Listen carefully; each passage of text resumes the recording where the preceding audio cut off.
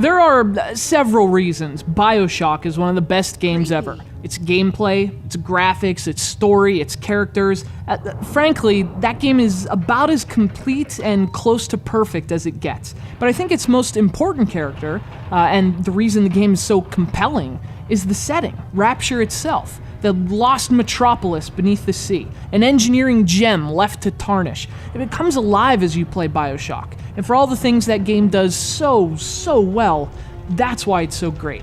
It's not a battlefield or a spaceship, it's one of the most unique game settings ever.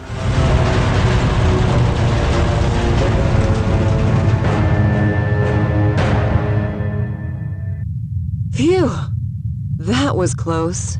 I bring up Rapture because, well, it's an idea that hasn't really been ripped off yet. And in gaming, you expect that, right? I mean, awesome new ideas get torn to pieces in this vulturous industry. But the ruined halls of Rapture, where the air is dank, the lights are dim, the screams are distant, and the art is deco, have largely been left alone. That is, until now.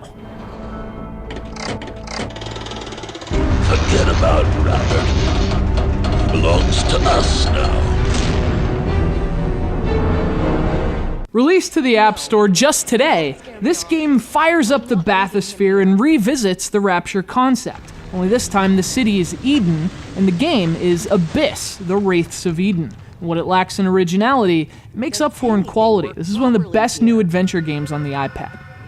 The story picks up after a diver goes missing. Playing as his girlfriend, you sail to the location of his dive and head below, completely unaware of the horrors and nostalgia for Rapture that await you. If I'm being honest, the nostalgia is part of the reason this game's so enjoyable, but to its credit, Eden is also an interesting setting in its own right, putting Rapture into a much more supernatural context.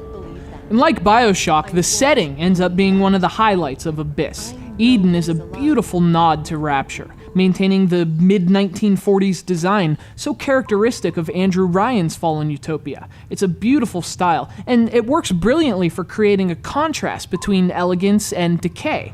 And again, Abyss adds freaking demons. You have been warned. Actually, the gameplay is just as familiar as the setting. This is a fairly standard hidden object adventure. It just happens to be a really good one. In fact, Abyss is noteworthy in that you don't have to do a single hidden object screen to explore Eden. You can actually play dominoes instead. So this is actually more of a point-and-click adventure in feel than what you might think of as a hidden object game. So, the drawbacks. Well, it's short, and the cutscenes are a drop in visual quality compared to the graphics in-game, but otherwise, this is an adventure game worth playing. If you're looking for a great hidden object game, a fantastic point-and-click adventure, or even just a little art deco, grab a diving mask and set sail for Eden. It's Abyss, the Wraiths of Eden, for the iPad.